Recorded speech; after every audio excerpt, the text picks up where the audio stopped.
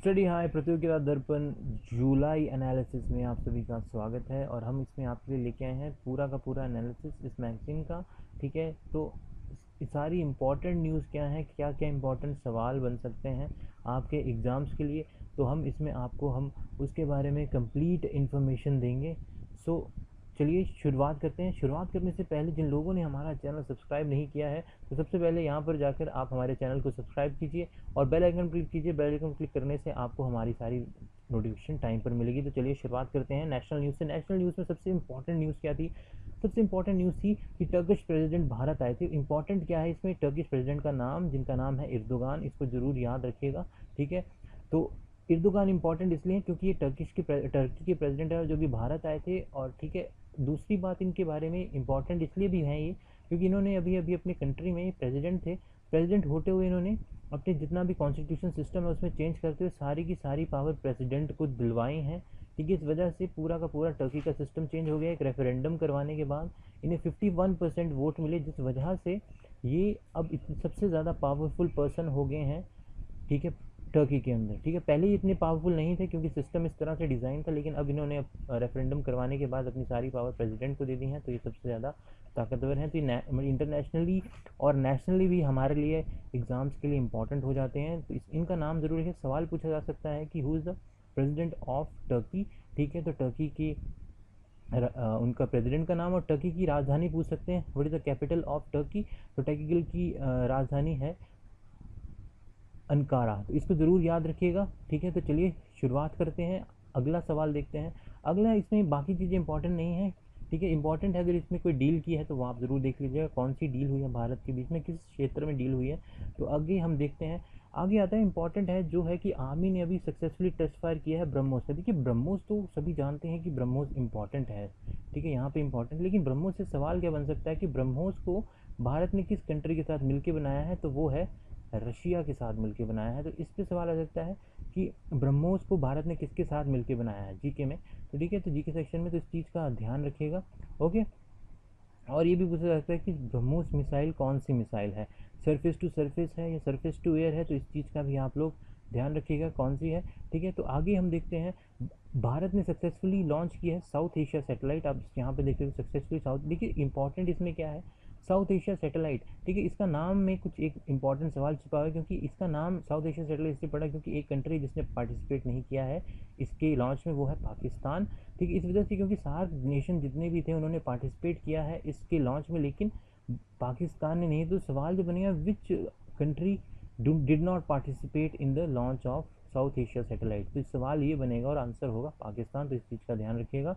ठीक है, बाकी इतना ज़्यादा सार्क का आप हेडक्वार्टर याद रखिएगा, वो है काठमांडू में। इंपॉर्टेंट जो सवाल बनते हैं। ठीक है, और जो सैटेलाइट इसमें हुई है वो GSAT-8 यहाँ पे दी हुई है, वो आप उसका नाम पढ़ सकते हैं। ठीक है, तो चलिए अगला देखते हैं आगे कौन से इंपॉर्टेंट सवाल बन सकते हैं। देखिए आगे एक है ऑबिचुरी से इंपॉर्टेंट सवाल बनता है, वो है अभी अभी एक हमारी हाई कोर्ट की जज थी जिनका नाम था लीला सेठ, उनका निधन हो गया है।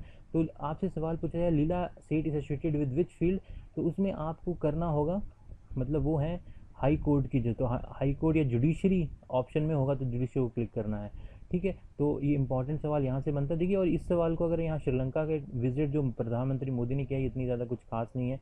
ये नहीं पूछा जाता कि कौन सी कंट्री की विजिट की। हाँ, उससे ये ज़रूर पूछा जा सकता है कि भारत और श्रीलंका के बीच में किस और रिलेशंस के बीच में, मतलब किन दो चीज़ों के मुद्दों पे बात हुई है। वो हो सकता है आपका, जैसे भारत का प्रॉब्लम चल रही है फिशरीज़ के रिलेटेड श्रीलंका के साथ।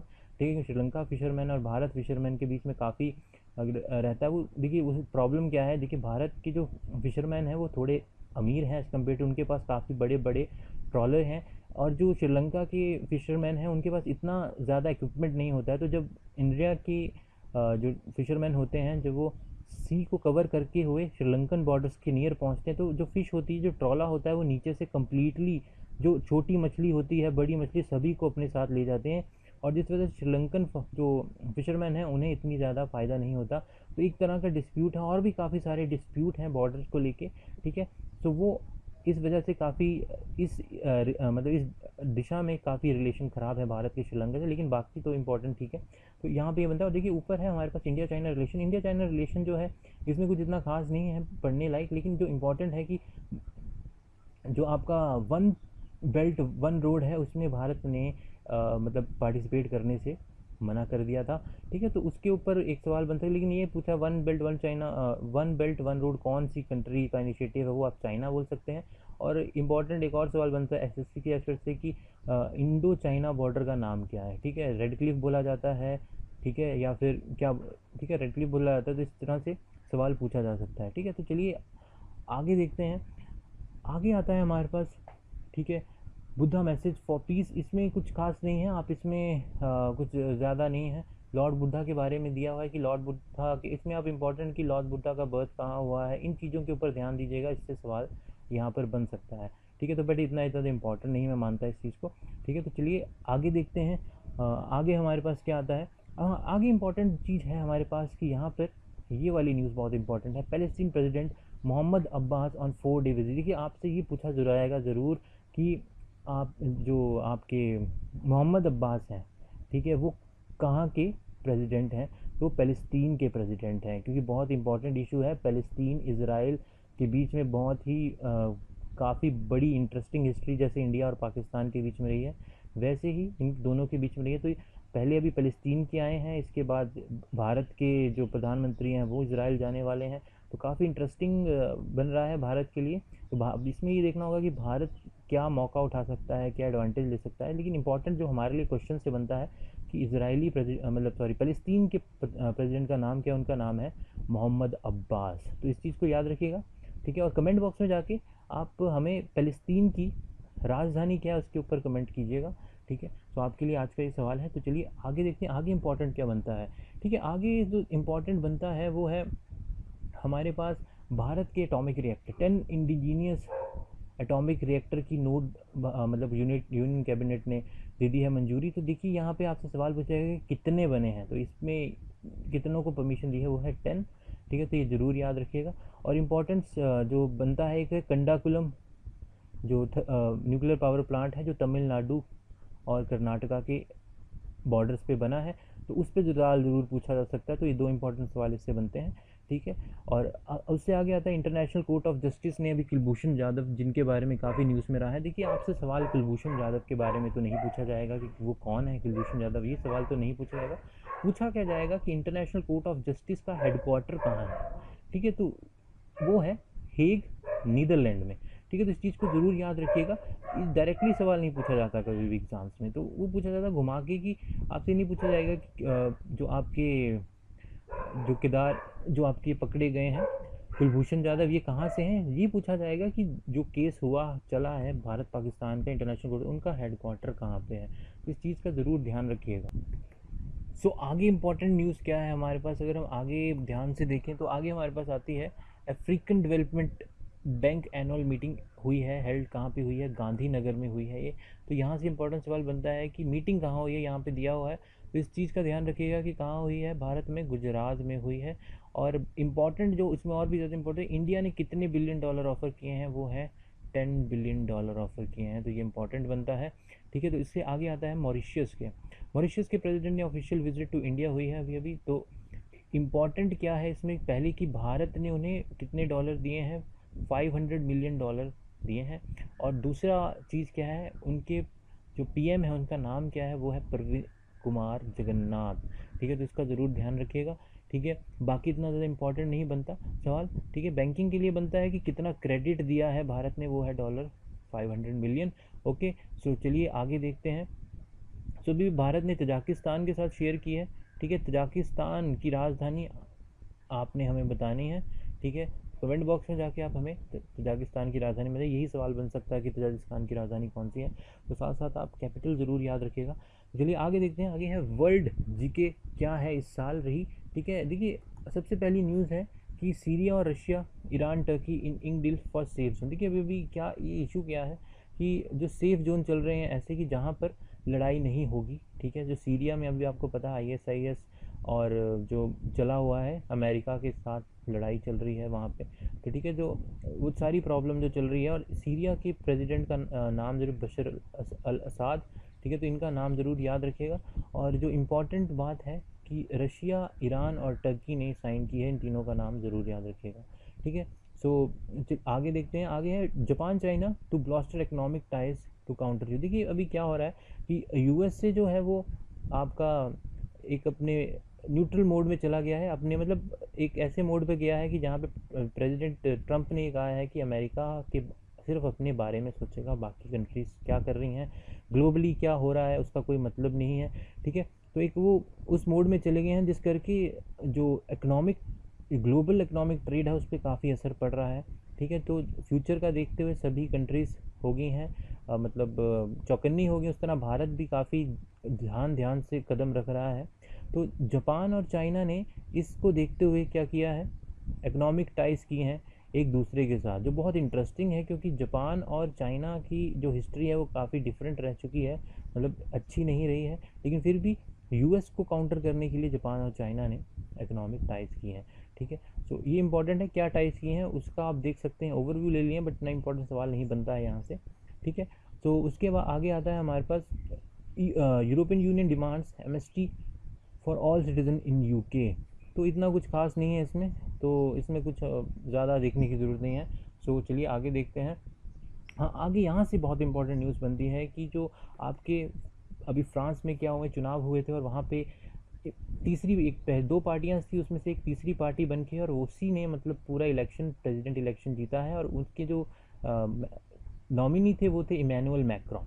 तो ये बहुत इंपॉर्टेंट न्यूज़ है। उनका नाम क्या है ये ज़रूर पूछ सकते हैं, इमैनुअल मैक्रोन, तो इसको ज़रूर याद रखिएगा, फ्रांस के प्रेसिडेंट हैं, ठीक है। तो उनके बारे में यहाँ पे ये इन्फॉर्मेशन दी, उन्होंने क्या दिया था, ये कुछ हमारे लिए इतना ज़्यादा खास नहीं बनता, ठीक है। उन्होंने क्या प्रॉमिस किए वो फ्रांस की जनता के साथ किए, हमारे साथ नहीं किए हैं, तो इसलिए हमें कोई इतना ज़्यादा, हाँ ये ज़रूर पड़ सकता है फ़र्क। भारत को अगर नज़रिया देखें, अगर आप एक्स्ट्रा नॉलेज की बात करें, तो भारत जो है वो फ्रांस के साथ अभी काफ़ी डील कर रहे हैं, ठीक है। और जो इनका एटीट्यूड है इस पार्टी का, इमैनुअल मैक्रोन की पार्टी का, तो ये काफ़ी ग्लोबली सोचते हैं, ये मतलब डोनाल्ड ट्रंप की तरह नहीं है जो अपने पर्सनल मतलब अमेरिका के ही इंटरेस्ट के बारे में सोचते हैं, ग्लोबली सोचते हैं, ठीक है। तो इनके साथ काम करना किसी भी कंट्री के लिए आसान है। और इनकी जो प्रतिद्वंदी थी, ठीक है, जो इनके प्रेसिडेंट थी, वो लेडी अगर जीत जाती तो काफ़ी दिक्कत होती, क्योंकि फ्रांस भी फिर यूरोपियन यूनियन से बाहर जाता, जैसे कि अभी अभी ग्रेट ब्रिटेन ने किया यूरोपियन यूनियन से एग्जिट करके। बट इमैनुअल मैक्रोन ने कहा था आके कि हम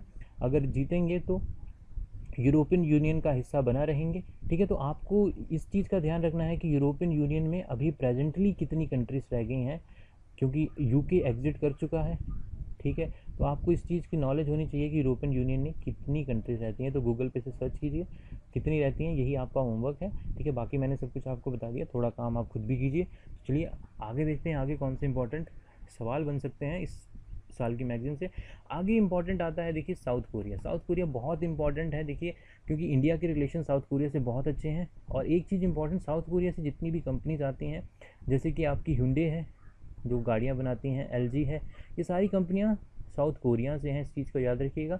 और इनके बारे में मैंने इसलिए बताया क्योंकि अभी अभी जो प्रेसिडेंट थी इनकी पहले, ठीक है, मून जे के, अभी इंपॉर्टेंट ये है कि मून जे बने हैं नए प्रेसिडेंट, ठीक है। इनसे पहले जो थी प्रेसिडेंट, उन्होंने काफ़ी क्या किया था, करप्शन की थी इन कंपनीज़ को। जो सैमसंग है उसको काफ़ी ज़्यादा प्रॉफिट करवाया था अपनी कुर्सी पे रहते हुए, इस वजह से उनको इम्पीच किया गया था, ठीक है। तो अभी नए प्रेसिडेंट बने हैं मून जे, तो इनका नाम ज़रूर याद रखिएगा साउथ कोरिया का। साउथ कोरिया की राजधानी है सियोल, ठीक है। और एक है north Korea, okay, north Korea की राजधानी है प्योंगयांग, तो इन दोनों को याद रखिएगा, ठीक है। और नॉर्थ कोरिया में डिक्टेटरशिप है एक तरह से, तो उनके जो हैं वो है किम योंग जिम, तो इनका नाम भी याद रखिएगा, ठीक है। सो आगे देखते हैं। और एक और बात, सॉरी साउथ कोरिया में अमेरिका ने एक अपना लड़ाई के लिए जो मशीन तैनात की है उसका नाम है, एक मिसाइल सिस्टम, उसका नाम है थाड़, ये भी ज़रूर याद रखिएगा।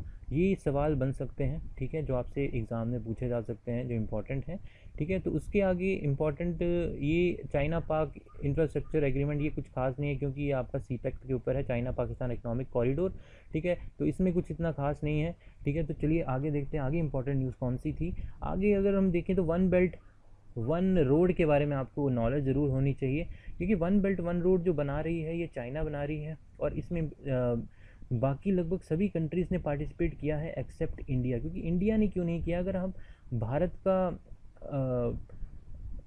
मैप देखें तो भारत में जो बलूचिस्तान, जो सॉरी कश्मीर वाला रीजन है, जो पाकिस्तान ऑक्युपाइड कश्मीर है, जहाँ पे जैसे आप मान लीजिए ये कश्मीर है, ये इंडिया का ऑक्युपाइड कश्मीर है, ये पाकिस्तान ऑक्युपाइड कश्मीर है, तो यहाँ से वो चाइना पाकिस्तान इकोनॉमिक कॉरिडोर निकल के जा रहा है। तो भारत को प्रॉब्लम ये है कि भारत की जो सॉवरेनिटी है उसके ऊपर ये कॉरिडोर सवाल उठाता है।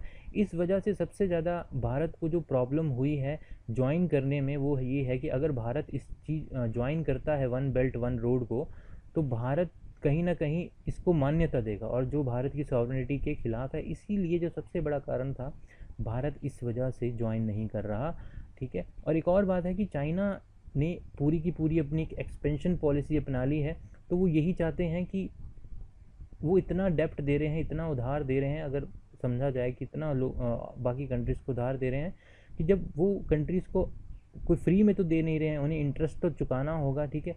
तो उन्होंने इतना लोन दे दिया है कि इंटरेस्ट ही इतना बन रहा है कि अगर वो कंट्री कितना भी टाइम ले ले तो उतना लोन चुका नहीं पाएगी। इस वजह से म्यांमार और भारत ने इसको अवॉइड किया है, इवन कि अफ़गानिस्तान ने भी अवॉइड किया है। अफ़गानिस्तान ने कहा है कि अगर इंडिया ज्वाइन करेगा तभी हम ज्वाइन करेंगे, ठीक है। तो इस चीज़ का ध्यान रखिए, कौन सी कंट्रीज़ ने ज्वाइन नहीं किया है वो इम्पोर्टेंट है, किन्होंने ज्वाइन किया है वो इम्पोर्टेंट नहीं है, जिन्होंने ज्वाइन नहीं किया है वो लोग इम्पोर्टेंट हैं। तो इस वन बेल्ट वन रोड में ये ज़रूर याद रखिएगा। और इम्पॉर्टेंट इसमें वन बेल्ट वन रोड की कॉन्फ्रेंस कहाँ हुई है, अभी भी वो हुई है बीजिंग में, ठीक है। और बीजिंग चाइना की राजधानी है।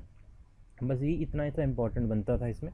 तो चलिए आगे देखते हैं। आगे हमारे पास अगर हम बात करें सीपैक की, CPEC China Pakistan economic corridor है, इसमें कुछ खास नहीं है। देखिए इसमें सिर्फ जो इम्पोर्टेंट है वो आप यहाँ पे देख सकते हैं, ठीक है। यही मैं आपको पहले समझा रहा था कि देखिए ये चाइना पाकिस्तान इकोनॉमिक कॉरिडोर यहाँ से निकल रहा है, और देखिए भारत के पाकिस्तान ऑक्युपाइड कश्मीर से होते हुए जा रहा है। और यही भारत की मेन इशू था, भारत का मेन इशू यही था कि ये भारत की ज़मीन से होके जा रहा है, और इसको चाइना पाकिस्तान इकोनॉमिक कॉरिडोर, और अगर भारत मानता है तो ये इकोनॉमिक कॉरिडोर फिर एरिया जो हमारे हाथ से जाएगा, इसलिए भारत ने ये अवॉइड किया इसको ज्वाइन करना, ठीक है। तो आप यहाँ से इसके बारे में इंफॉर्मेशन ले सकते हैं अगर आप IAS या उसकी तैयारी कर रहे हैं, ठीक है। और मेंस के लिए भी आप कुछ यहाँ से इंपॉर्टेंट पॉइंट्स ले सकते हैं, जैसे जो मैंने बताया वो लिखेंगे तो ज़्यादा बेटर रहेगा, क्योंकि वही मेन चीज़ थी, ठीक है। तो मेंस में जो आपका ऐसे राइटिंग आती है या उसमें आप ये चीज़ें इंक्लूड कर सकते हैं, ठीक है। तो चलिए आगे देखते हैं।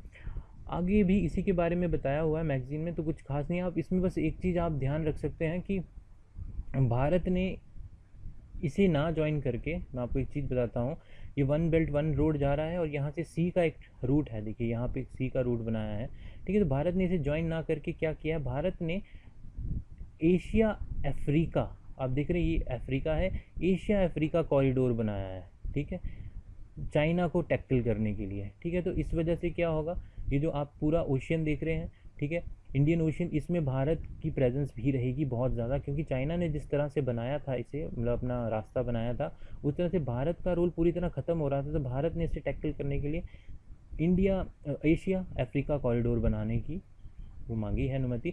तो ये है पूरा का पूरा, मतलब देख सकते हैं इसमें कि किस तरह से वो चाइना कवर कर रहा है, और ये क्यों कर रहा है, वो अपना एक्सपेंशन पॉलिसी पे कंटिन्यू कर रहा है, सिंपल सी बात है, ठीक है। और बाकी अगर आप पॉइंट देखना चाहें तो यहाँ से देख सकते हैं, कुछ खास नहीं है, लेकिन अगर आपके प्री के लिए जो मैंने आपको बताया है उसी से सवाल आएगा, उसी से बाहर सवाल नहीं आ सकता है।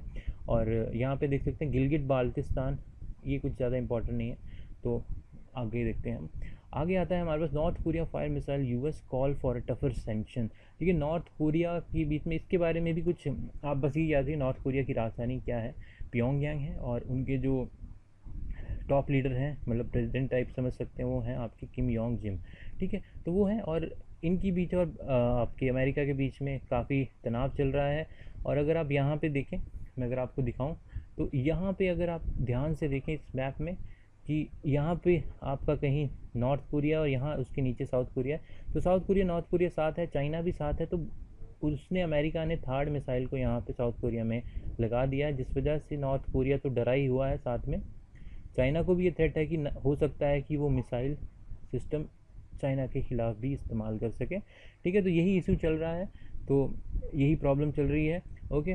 सो इतना ज़्यादा इम्पॉर्टेंट नहीं है भारत के नज़रिए से, क्योंकि भारत का इतना ज़्यादा रोल नहीं है, बट आपको ये याद होना चाहिए कि कौन से टॉप लीडर हैं, ये सवाल ज़रूर पूछे जा सकते हैं, राजधानी कौन सी है, ओके। तो उसके बाद आते हैं Angela Merkel mark on bat for United EU, मतलब ये अभी अभी मैक्रोन मिले, मैंने ये भी बताया आपको, जो फ्रांस के प्रेसिडेंट बने हैं इमैनुअल मैक्रॉन, वो मिले हैं एंजेला मर्केल से। तो आप ये याद रख सकते हैं कि जर्मनी में चांसलर होती है, ठीक है, जर्मनी में जो सबसे टॉप की होती है वो चांसलर होती हैं, वो ये हैं लेडी एंजेला मर्केल। और ये हैं फ्रांस की, जो भी आप जिनके बारे में मैंने बताया, जो भी राष्ट्रपति चुनाव जिनके, ये उनकी मीटिंग हुई है, मतलब वो यूरोपियन यूनियन से बाहर नहीं जाएंगे, ये मैंने आपको पहले ही बताया, ठीक है। तो इतना सी नॉलेज होनी चाहिए आपको, ठीक है। उसके बाद आप अगर देखें तो Japan passes allowing emperor to abdicate, ठीक है, मतलब उन्होंने अभी एक बिल पास किया है, ठीक है। तो ये इतना कुछ खास नहीं, बट हाँ इसमें आप एम्परर का नाम ज़रूर याद रखिएगा कि किसके साथ क्या हुआ है, ये ज़रूर, बाकी कुछ खास नहीं था इसमें, ठीक है। उसके बाद अगर आप ये देख सकते हैं G7 leader summit in Taormina Italy, और ये बहुत इंपॉर्टेंट है, G7 के लीडर की मीटिंग कहाँ हुई है, ये टैरोमिना इटली में। तो इसको ज़रूर याद रखिए, बहुत ही मोस्ट इंपॉर्टेंट सवाल है, ठीक है, ये ज़रूर पूछा जाएगा। ये IBPS के लिए भी इंपॉर्टेंट है, SSC सारे एग्ज़ाम्स के लिए बहुत इंपॉर्टेंट है, ठीक है। तो चलिए आगे देखते हैं। तो ये कुछ न्यूज़ इन नटशेल्स हैं, इसमें आप अगर कवर कर सकते हैं अपनी ऐसे राइटिंग के लिए यहाँ से पॉइंट्स उठा सकते हैं, ठीक है, आप जिस भी टॉपिक पे हो। तो बाकी प्री के लिए तो इतना, सॉरी जो GK सेक्शन से रिलेटेड सवाल है वो उसके लिए तो कुछ इतना नहीं है। उसके बाद ये आता है नेशनल एंड इंटरनेशनल न्यूज़, ठीक है। इसमें आप इंपॉर्टेंट है अपॉइंटमेंट्स, ठीक है, कृष्णा चटर्जी और यदविंदर माहरी एंड सुभाष खोल, 3 Indian origin scientist elected fellow for royal society. देखिए रॉयल सोसाइटी पे सवाल कई बार आते हैं और ये ज़रूर पूछे जाएंगे, तो इन तीनों का नाम बहुत इंपॉर्टेंट है। तो इनसे पूछा जाएगा किसको मिला है अभी रॉयल सोसाइटी इलेक्ट किया गया था, ठीक है। तो उसमें से इन तीनों में से किसी का नाम दे सकते हैं, तो ज़रूर इसे याद रखिए, ओके। और ये कुछ नाम दिए हुए हैं तो ये आप देख सकते हैं, इतने कुछ खास नहीं होते, ठीक है, इंपॉर्टेंट है अपॉइंटमेंट्स में, ठीक है। अपॉइंटमेंट्स में आप आगे देख सकते हैं, ठीक है, नेयल चटर्जी, इनके बारे में देख सकते हैं। बाकी मेरे हिसाब से कुछ इतने इम्पॉर्टेंट नहीं बनते हैं, ठीक है। सो आगे यहाँ पे न्यूज़ आती है, एक पर्सन इन द न्यूज़ जो रहे हैं, ठीक है, स्टीव सेगल रहे हैं, ठीक है, इनके बारे में आप स्टडी कर सकते हैं, ये क्यों रहे हैं, किस लिए रहे हैं, ठीक है। वैसे एग्ज़ाम में इनसे कोई खास सवाल नहीं आएगा, पर्सन इन द न्यूज़ से जो सवाल आएगा वो हम अभी डिस्कस करेंगे, ठीक है। सो देखिए इम्पॉर्टेंट क्या है यहाँ पे, इम्पॉर्टेंट बात क्या है, इम्पॉर्टेंट जो सवाल बन सकते हैं इस महीने की मैगज़ीन से, हमने सिर्फ वही कवर करने हैं, ठीक है। तो इसमें अगर हम ध्यान से देखें तो जो सवाल बनेगा वो डेथ से बन सकता है, ठीक है, किसकी अभी अभी निधन हुआ है और वो कौन सी मतलब फील्ड से एसोसिएटेड था। तो इम्पॉर्टेंट है इंडिया के एस्पेक्ट से, तो वो हैं आपके शुक्रिया खानम, ये अगर पाकिस्तान की थी, ठीक है, तो इनका नाम ज़रूर याद रखिएगा, और किस चीज़ के साथ ही एसोसिएट थी, ठीक है, इसमें भी आप ज़रूर ध्यान रखिएगा, ओके। तो जो सबसे ज़्यादा इम्पोर्टेंट सवाल बनता है वो है एक्ट्रेस रीमा लागू का निधन हुआ था, ठीक है, और ये अभी आपको पता है ये टीवी और सीरियल एक्ट्रेस दोनों थी, ठीक है। तो इम्पोर्टेंट सवाल बनता है। उसके बाद बनता है KPS गिल जो बहुत बड़े वेल नोन पर्सनैलिटी थे, जो अभी 2 बार DGP भी रह चुके हैं, KPS गिल, इनका भी निधन हो जाए, ये इंपॉर्टेंट है, ठीक है। वो इंपॉर्टेंट होता है जो इंडिया के एस्पेक्ट से इंपॉर्टेंट है, मतलब इंडिया का कहीं ना कहीं इंपॉर्टेंट ज़्यादा रिलेशन, इंटरनेशनल पूछे जाते हैं लेकिन इतने ज़्यादा भी नहीं पूछे जाते कि बिल्कुल आउट ऑफ द बॉक्स कोई सवाल पूछ लें, ओके। तो चलिए आगे देखते हैं इंपॉर्टेंट जो एक और सवाल बनता है वो है कि जो जेम्स बॉन्ड की सीरीज़ आती थी मूवीज़ की, उसमें रॉजर मोरे का निधन हो गया है, वो पास अवे हो गए हैं, ठीक है, इनका पिक्चर है, तो इनके बारे में जरूरत थी, रॉजर मोरे किस फील्ड से एसोसिएट करते थे, ये सवाल ज़रूर पूछा जाएगा, तो आप बोल सकते हैं वो एक एक्टर थे, ओके। तो बाकी ये कुछ खास नहीं है, ये भी इम्पॉर्टेंट नहीं है। उसके बाद अवार्ड्स एंड ऑनर है, 70th कान फिल्म फेस्टिवल हुआ है अभी अभी, और इसमें आप भी पूरा की पूरी इन्फॉर्मेशन देख सकते हैं अवार्डी की, आप यहाँ से चेक कर सकते हैं, ठीक है। पाल्मे डी अवार्ड अभी मिला है द स्क्वेयर को, और बेस्ट इसमें इम्पॉर्टेंट है बेस्ट एक्टर का अवार्ड किसको मिला है और बेस्ट एक्ट्रेस का, तो ये दोनों इंपॉर्टेंट हैं, इन दोनों को प्लीज़ नोट डाउन कर लीजिएगा, ठीक है। और देखिए इसकी PDF भी अवेलेबल है, अगर आपको PDF चाहिए इसकी प्रतियोगिता दर्पण की, तो आप टेलीग्राम जो डिस्क्रिप्शन बॉक्स है वहाँ पे हमने लिंक दिया होगा, वहाँ से आप इसे डाउनलोड कर सकते हैं, और जो हम इंपॉर्टेंट बता रही है उन पे ज़रूर फोकस कीजिएगा, ठीक है। सो इससे जो आगे इम्पॉर्टेंट बनता है वो है इसरो को मिला है अभी अभी Indira Gandhi peace prize, okay, for disarmament development in 2014 का इसरो को मिला था, ठीक है, ये ज़रूर याद रखिएगा।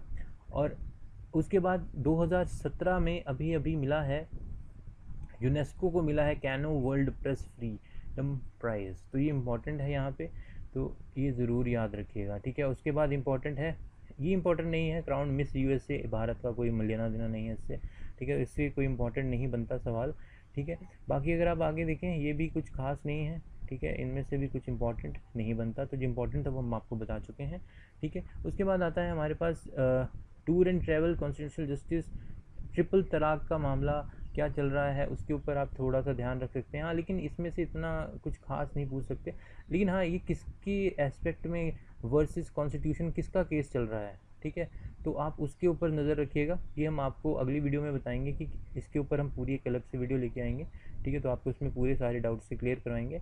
हाँ, एक आप यूनिफॉर्म सिविल कोड के बारे में अभी काफ़ी न्यूज़ में था, यूनिफॉर्म सिविल कोड, उसके बारे में कौन से आर्टिकल के तहत, ये है आर्टिकल 44, तो इसको नोट डाउन कर लीजिए, ये ज़्यादा इंपॉर्टेंट है। टूर एंड ट्रैवल्स में तेजस, ये तो आपको पता ही है, इतना कुछ खास नहीं होता ये, ठीक है, इतना इंपॉर्टेंट नहीं है ये। बाकी जो इम्पॉर्टेंट आगे आते हैं, ये भी पेज इतना इम्पॉर्टेंट नहीं था, ठीक है। बुक्स एंड ऑथर, जो इम्पॉर्टेंट है इसमें वो है books and author and places in news, ठीक है। Indore emerges as the cleanest city of India, तो ये इंपॉर्टेंट है। देखिए जो सवाल बनेगा वही हम बताएंगे आपको इम्पॉर्टेंट, ठीक है। और मैनचेस्टर है, ठीक है, तो इन दो को आप अच्छे से स्टडी कीजिएगा, यही इंपॉर्टेंट है। इंदौर बना, इस पर सवाल पूछे who is the cleanest city of India, तो आपका आंसर है इंदौर। और बुक्स एंड ऑथर में जो सबसे ज़्यादा इम्पॉर्टेंट है वो है आपका सेकंड, द एग्जिट वर्ल्ड किसने लिखी है, मेडविन हेविड ने। और आपका ये जो the sun and the two seas, ये है द विक्रांत, ठीक है, इन्होंने लिखी है। ये दो बहुत ज़्यादा इंपॉर्टेंट है, तो इन दो को करिएगा। बाकी कुछ इतनी ज़्यादा इंपॉर्टेंट नहीं बनती हैं, तो इन दो को ज़रूर याद रखिएगा। और ये है इंपॉर्टेंट डेज, ठीक है। जुलाई में 1 जुलाई माना जाता है डॉक्टर्स डे, 2 को मनाया जाता है आपका वर्ल्ड एलटीओ डे, 7 को मनाया जाता है इंटरनेशनल डे ऑफ कोऑपरेटिव्स, और 11th वाला बहुत इंपॉर्टेंट है, 11th को मनाया जाता है वर्ल्ड पॉपुलेशन डे, और 28 को मनाया जाता है वर्ल्ड हेपेटाइटिस डे। तो ये दो बहुत इंपॉर्टेंट थे, इनको नोट डाउन के लिए, बाकी को याद रखना कोई इतना ज़रूरी नहीं है, ठीक है। आपके लिए आज वीडियो अगर आपको पसंद आई है इतना ही। अगर आपको कुछ और एडिशन चाहिए या किसी और मैगज़ीन भी आप एडिशन करना चाहते हैं इस सीरीज़ में, तो हमें बताइएगा। आपको वीडियो कैसी लगी ज़रूर लाइक कीजिएगा, और हमारे चैनल को ज़रूर सब्सक्राइब कीजिए, इस वीडियो को ज़्यादा से शेयर कीजिए, ठीक है। आज के लिए इतना ही, थैंक यू।